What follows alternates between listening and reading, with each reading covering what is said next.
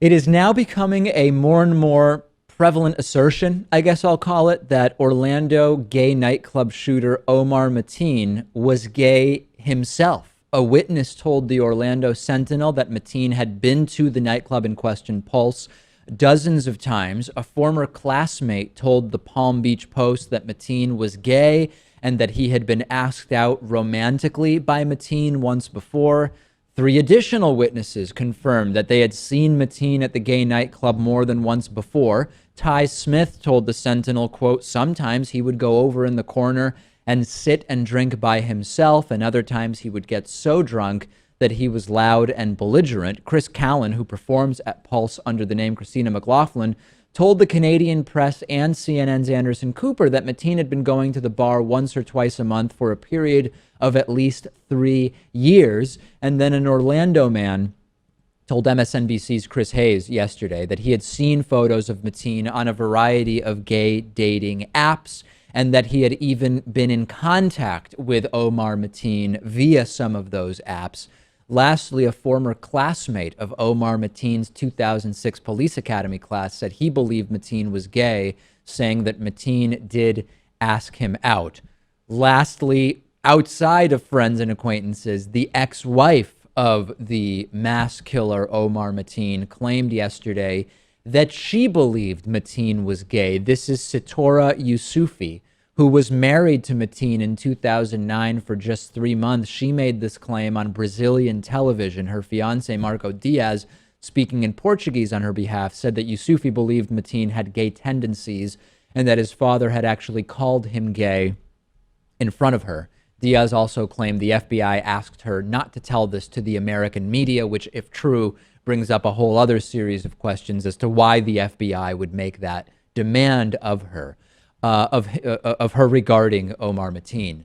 What does this change, if anything, in terms of our understanding of the incident? If true, maybe not that much. I mean, if you target people because they are gay, does it really matter if you are gay or not? Either way, you have targeted gay people, have you not?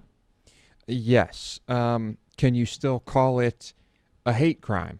That is the question I would ask. I think you Maybe that, can, because yeah, identity politics doesn't change whether you are, to the extent that the hate crime thing matters, right? And I know yeah, to some people, Eggman comes to mind. It doesn't matter. But to the extent that we're talking about hate crimes, if the hate crime is motivated by certain factors, including sexual orientation, that is what matters. I don't know that the identity, I don't know that the boxes checked by the perpetrator change whether or not it was motivated by a certain factor like sexual orientation. yeah. Well, perhaps what you have here is his family is very religious. We knew that. Yeah.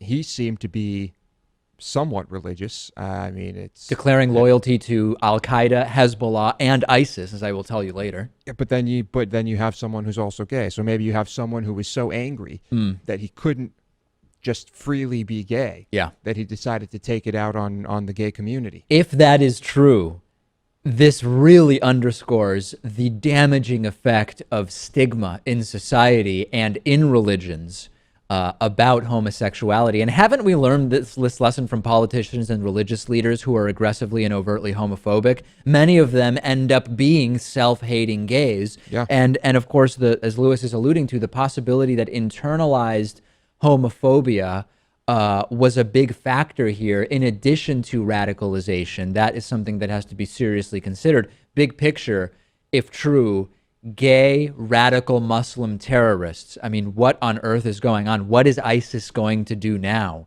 which has praised but not taken responsibility for such attacks in the past?